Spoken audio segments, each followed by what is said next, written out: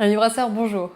Ça y est, on est enfin arrivé à la période de l'année où on va voir des bières de plus en plus sombres, de plus en plus brunes, c'est-à-dire qu'on vient d'arriver en automne depuis quelques jours. Et en plus de l'automne, dans un mois, on va avoir la fête d'Halloween. Et donc c'est pour ça qu'aujourd'hui, on va faire une Pumpkin Ale, c'est-à-dire une bière à la citrouille.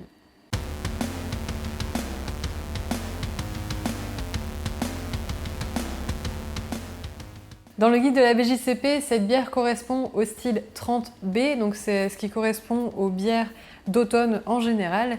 Et ce qui est très intéressant avec ce style de bière, ou en tout cas la description qu'on peut y lire, c'est qu'elle est très ouverte aux interprétations, c'est-à-dire qu'on n'a pas vraiment une description du style vraiment exact de base qu'on va pouvoir utiliser, qu'on va brasser. Il est plus simplement indiqué qu'on va travailler avec un style de bière sombre, donc on peut aussi bien travailler avec une stout, une porter, une ambrée, etc. Et donc moi j'ai décidé de partir sur une bière ambrée. Pourquoi? Parce que je veux travailler avec un style à la fois maltais et sucré, et je ne veux pas non plus une couleur trop sombre parce que comme je vais ajouter de la citrouille, de la purée de citrouille que j'ai préparée moi-même, et cette purée elle a vraiment déjà une belle couleur orangée, j'aimerais bien voir justement quel impact cette purée va avoir sur la couleur finale de ma bière.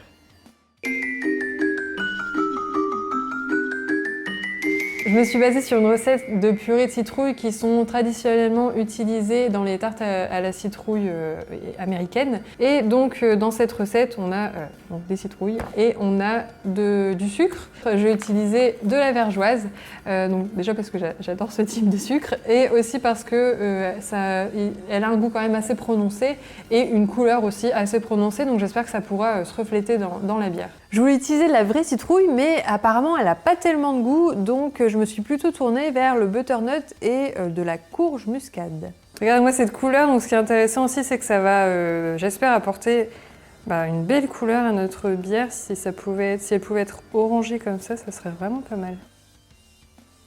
Au niveau de la quantité, les deux butternuts font à peu près 1 kg, 1,3 kg. Et la courge muscade, elle fait plutôt 1,5 kg. Donc on va voir ce que ça donne au final. Donc l'idée en fait, c'est vraiment qu'on boive notre tarte à la citrouille. Donc c'est pour ça que on va mettre pas mal de sucre et on va retrouver aussi d'autres épices dans notre bière qu'on verra un peu plus tard.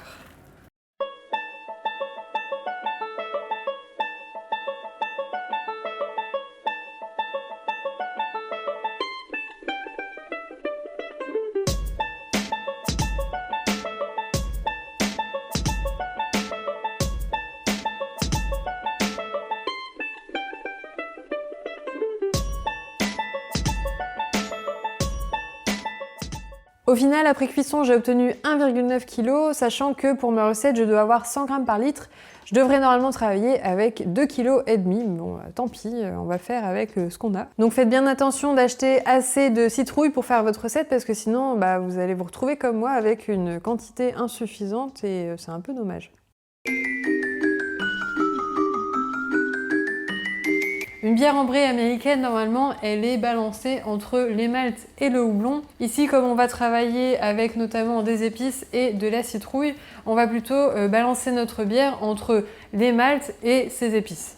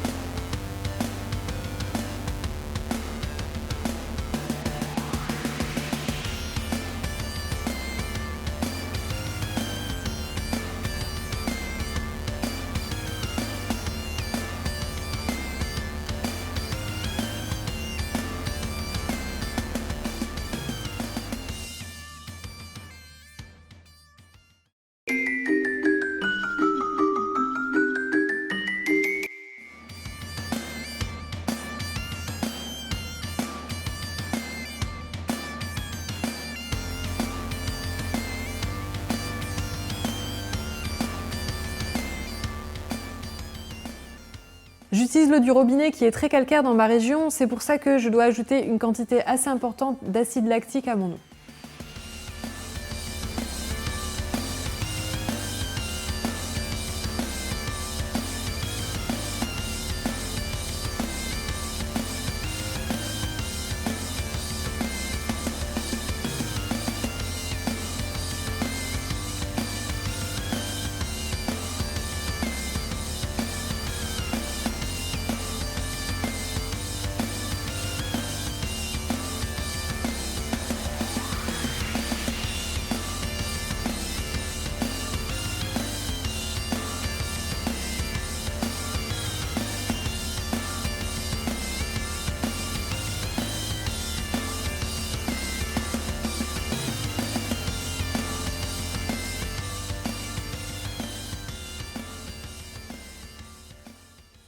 Ici, mon pH est assez élevé et comme mon objectif est de 5,4, je vais rajouter 5 ml d'acide lactique. 80% de la saccharification se fait dans les premières 20 minutes de l'empâtage. J'ai donc une fenêtre de temps assez limitée pour faire mes ajustements.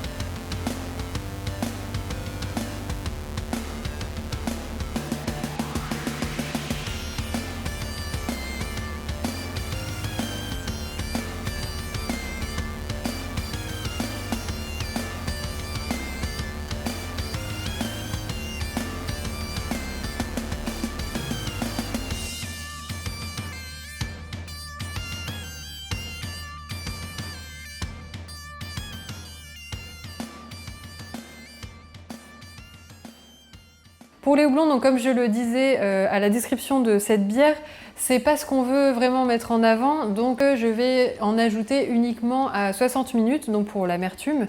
Je vais ajouter 25 g de Northdown. Donc ce houblon, il est intéressant parce que donc il a un côté amérisant, mais il est également assez neutre, quoique il peut apporter quelques notes épicées, donc ça peut quand même aider dans ma bière. Après, ce qui est aussi intéressant pour ce houblon en particulier, c'est que c'est un houblon là que j'ai, un houblon bio et qui est cultivé dans les Flandres, donc dans ma région. Donc je suis assez fière de l'utiliser parce que c'est vraiment un houblon qui est cultivé à côté de chez moi.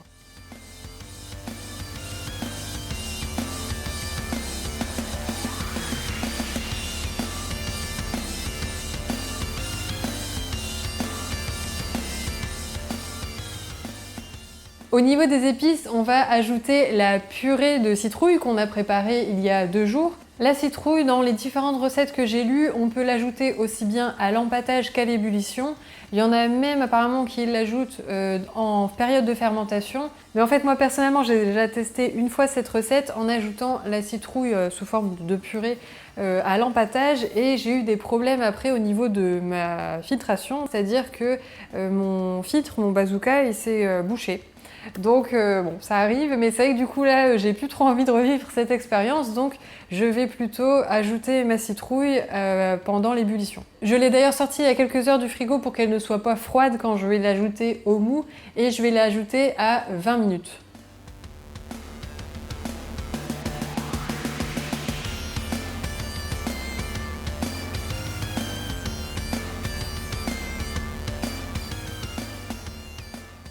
À 5 minutes, j'ajoute 4 épices différentes. On va avoir 4 g de gingembre, 4 g de muscade moulu, 2 bâtons de cannelle et 2 clous de girofle.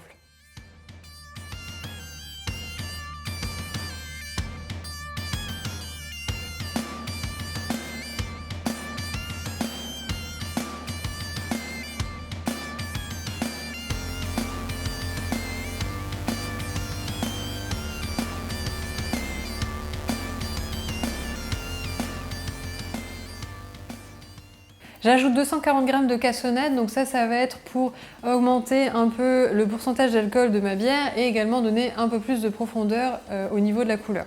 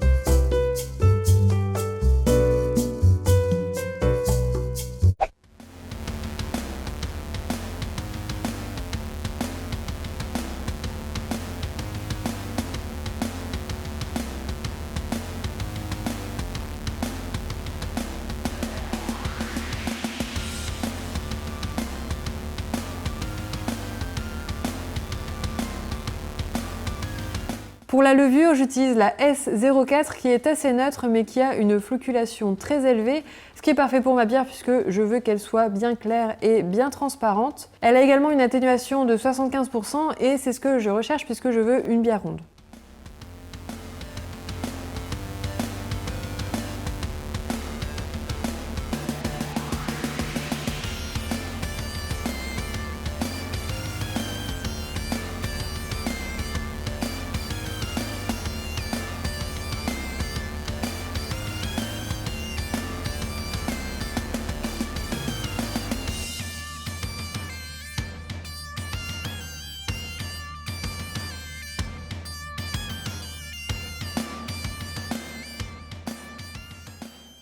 La densité finale est de 1,054 et mon objectif était de 1,056, donc c'est certainement dû à mon efficacité.